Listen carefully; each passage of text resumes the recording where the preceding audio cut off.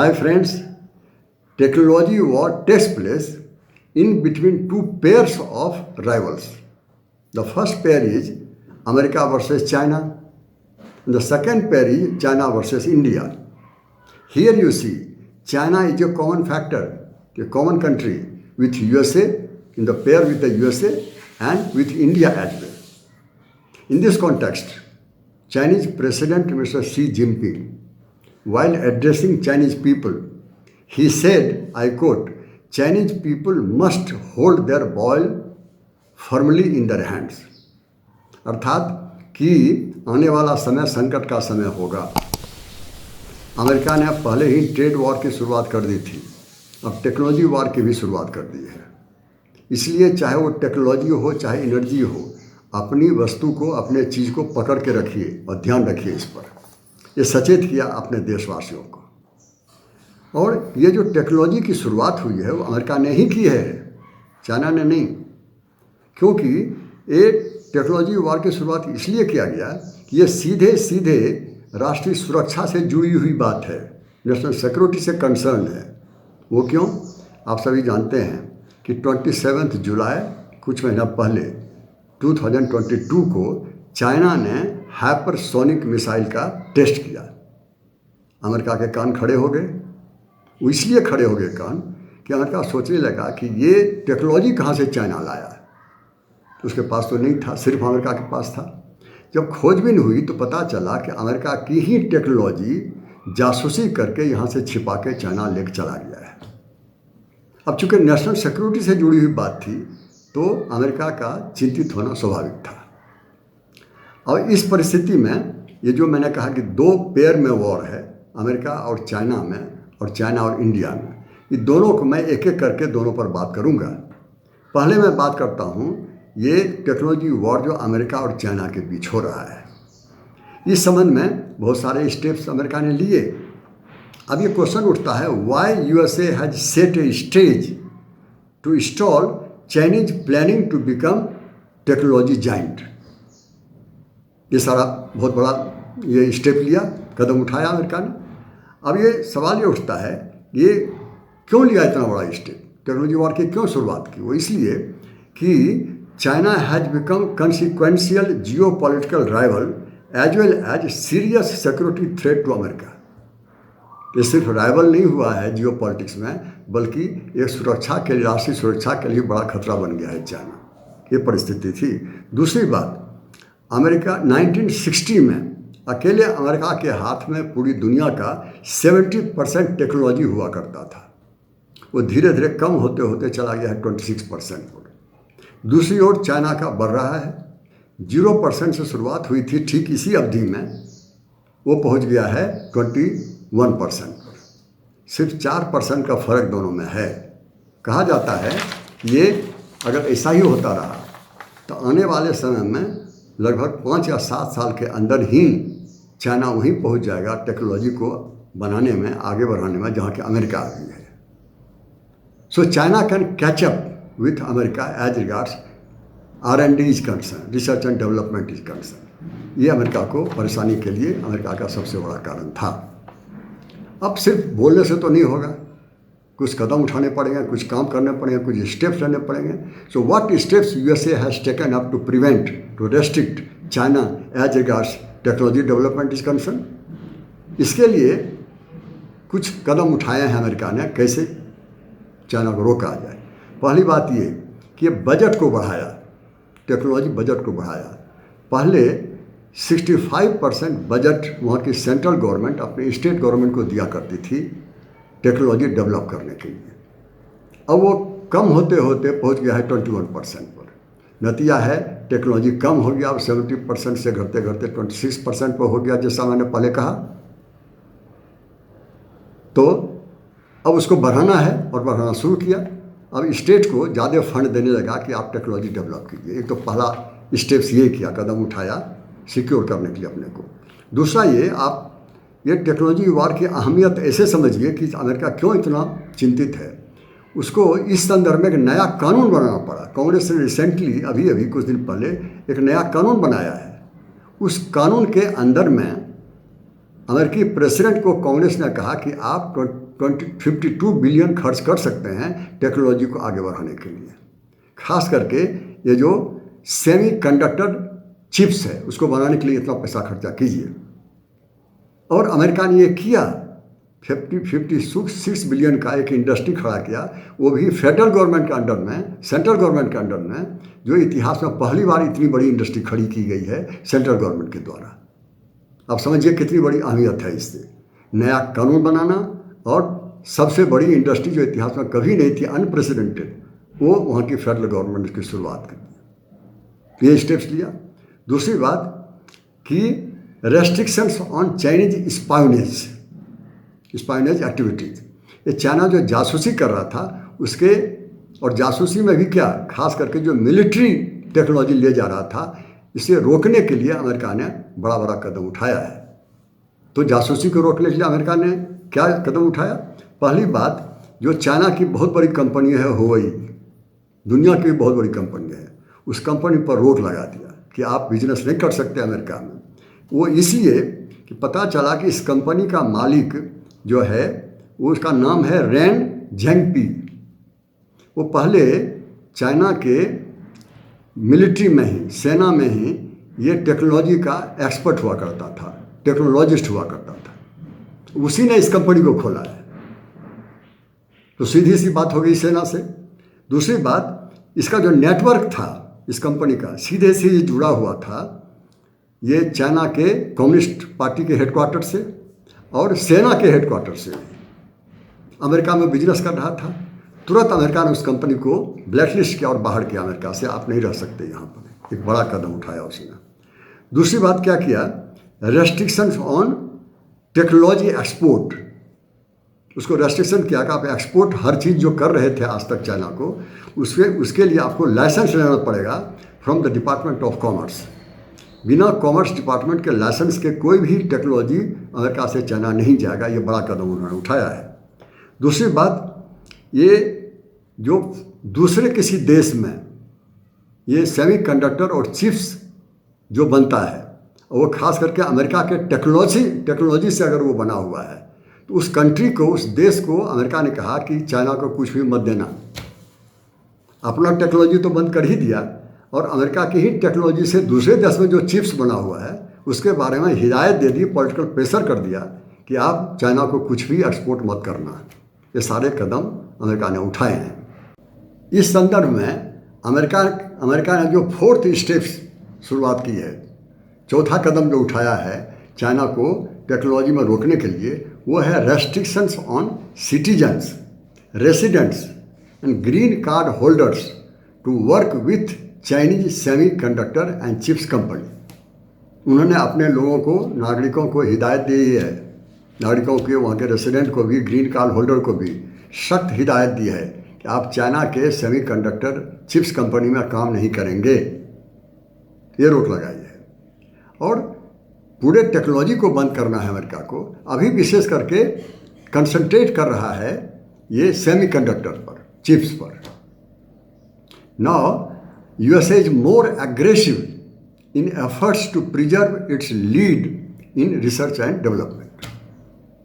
America उसका leader है पूरी दुनिया का, और अगर कुछ कम हुआ है तो फिर बढ़ाएगा, लेकिन चाइना को नहीं होने देगा। इसके लिए अमेरिका पूरी तरह से कटिबद्ध है। अब ये तो अमेरिका की बात हुई। अब चाइना की बात सुन लीजिए, वहाँ क्या हो रहा है। सिचुएशन ये है कि अभी तो currently Taiwan is the global hub of semiconductor and chips. Now China is trying to overtake Taiwan. पूरी दुनिया का सबसे अधिक जो चिप्स है अभी वो बन रहा है ताइवान के हाथ में। चाइना चाहता है हम उसका पूरा ले लें, अपने हाथ में ले लें, ओवरटेक कर लें उसको। ये चाइना चाहता है। इसके लिए चाइना ने क्या कदम उठाया है? चाइना ने 2 बड़े कदम उठाए हैं। 2 massive initiative China has undertaken. The first one that you are aware of कि belt and road initiative. Belt and road initiative पहला बहुत बड़ा कदम उठाया है। आप जानते हैं इस इनिशिएटिव के अंदर में पूरी दुनिया में चाइना को रेलवे बनाना है, पोर्ट बनाना है, ये पावर प्लांट बनाना है, ये ब्रिज बनाना है, ये सारी चीज़ें बनानी है। और इतने बड़े प्रोजेक्ट में सिर्फ चाइना का ही टेक्नोलॉजी लगेगा, यूज होगा। और वो भी सिर्फ चाइना के ही टेक्नीशियंस वहाँ जाके काम करेंगे। आप देखिए कितनी बड़ी उपलब्धि, चाइना कितना बड़ा खतरा पैदा किया है अमेरिका के लिए उसने। दूसरा एक और स्टेप उठाया उसने, बड़ा स्टेप, वो है मेड इन चाइना 2025।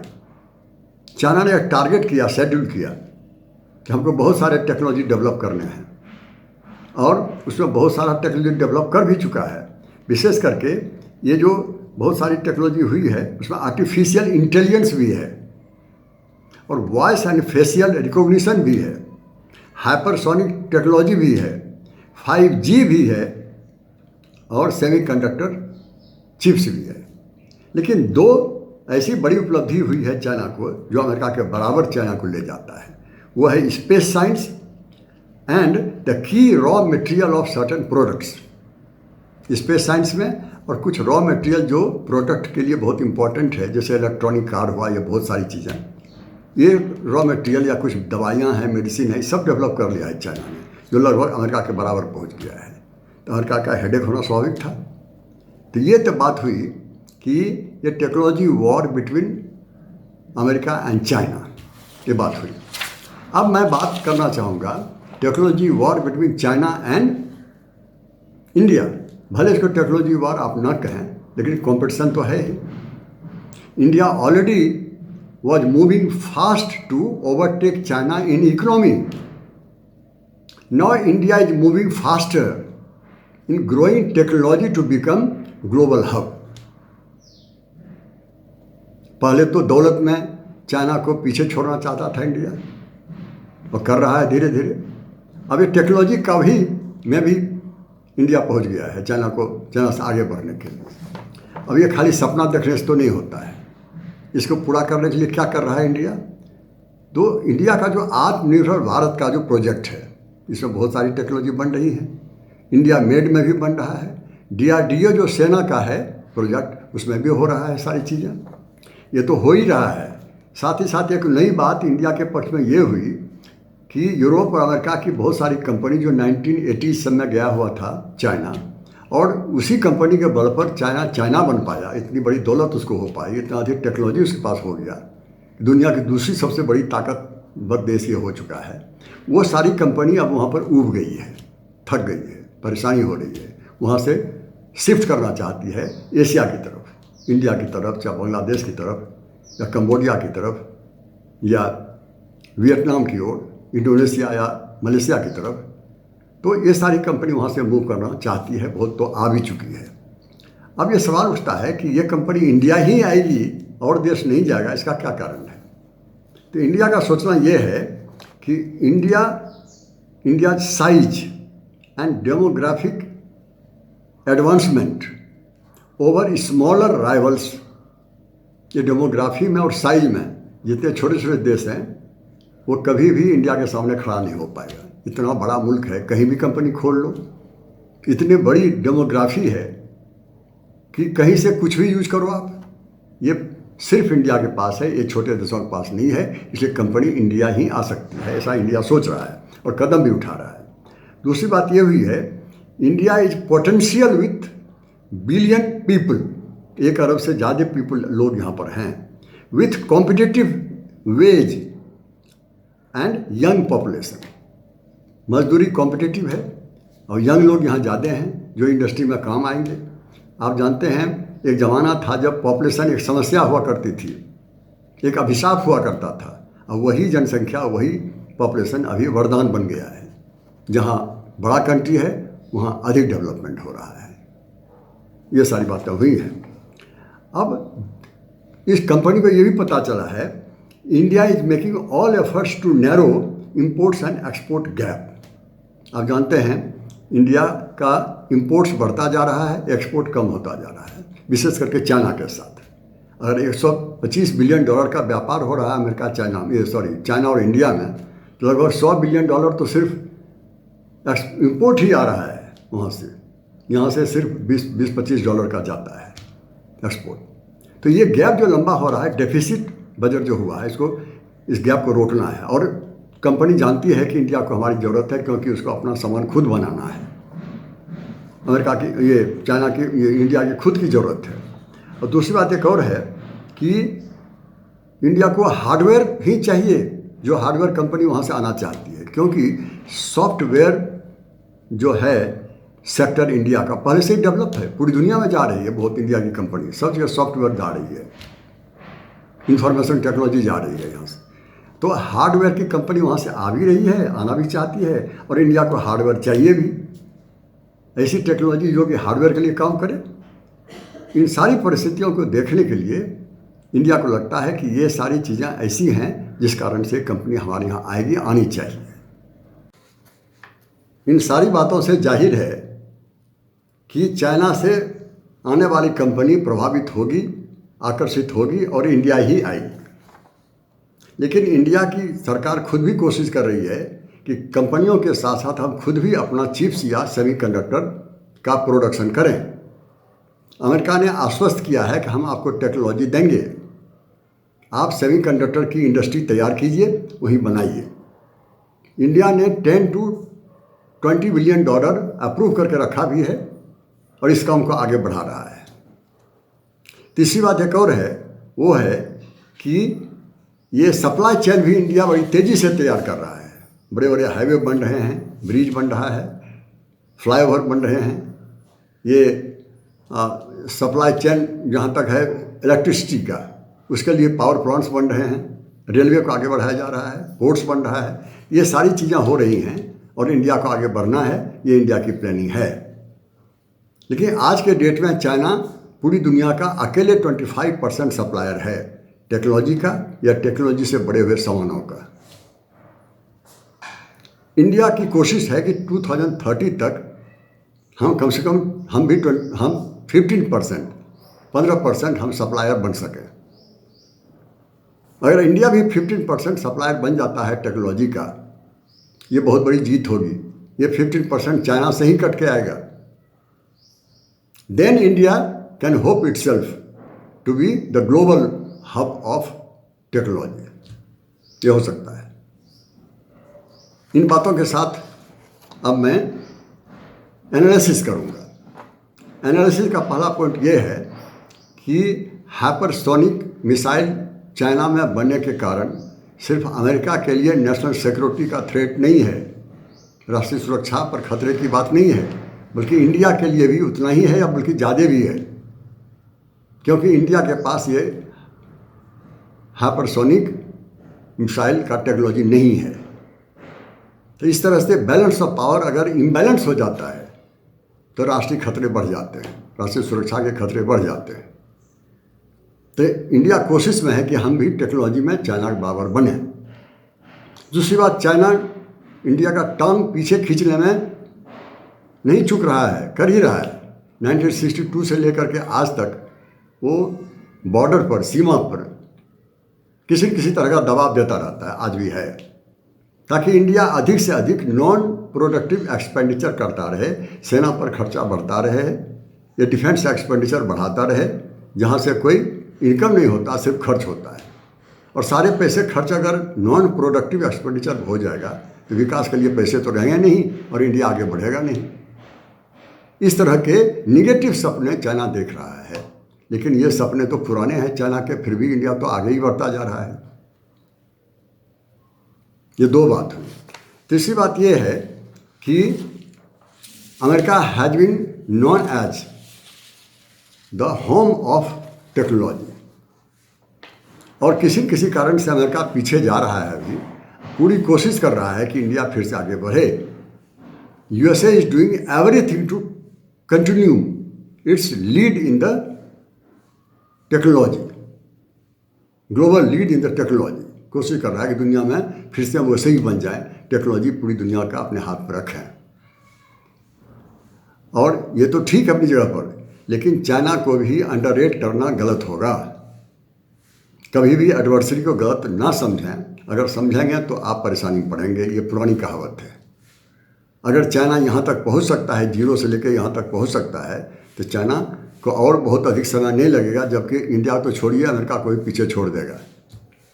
तो उसकी कमजोरी को देखते हुए अपनी प्रयास जारी होनी चाहिए, जो कर रहा है अमेरिका भी और चाइना भी।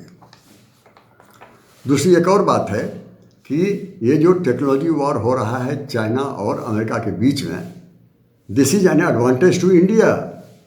India can exploit opportunities. दोनों लड़ेंगे और फ़ायदा हमको मिलेगा और मिल रहा है. कंपनी वहाँ से वापस आके इंडिया आने वाली है, कुछ तो आ भी चुकी है. दूसरी बात, बाध्य होकर के अमेरिका को टेक्नोलॉजी देना पड़ रहा है इंडिया को. तीसरी बात, इंडिया को भी उत्साहित है कि चाइना से जो हम इंपोर्ट कर रहे हैं जिस सामान का, वो सामान खुद भी अपना यहाँ हम बनावें और सस्ते रेट पर हमको मिलेगा. ये सारे प्रयास हो रहे हैं. तो ये अपनी जगह पर है. और चाइना इंडिया का वॉर जो भी हो, लेकिन इंडिया को फ़ायदा ही इसमें है, इसमें दो राय नहीं है. इन सारी बातों को देखते हुए एक बात तो है कि सिर्फ सपने देखने से नहीं होगा, इसलिए काम करना पड़ेगा. So realising dream of becoming global economy or technology hub is not enough. India has to overtake or overact everything together. पूरी तरह से जोर लगा के सख्त होकर के इंडिया आगे बढ़े, ये जरूरी है. सिर्फ सपने देखना जरूरी नहीं है, सपने देखना एनफ नहीं है. इंडिया ने चाइना को बीट किया है 18th सेंचुरी में, इकोनॉमी में बीट किया है. अगर इतिहास में हम आगे बढ़ सकते हैं तो आज भी बढ़ सकते हैं और भविष्य में भी बढ़ सकते हैं. इन्हीं बातों के साथ मैं अपना वीडियो समाप्त कर रहा हूँ. Thank you each and every one of you.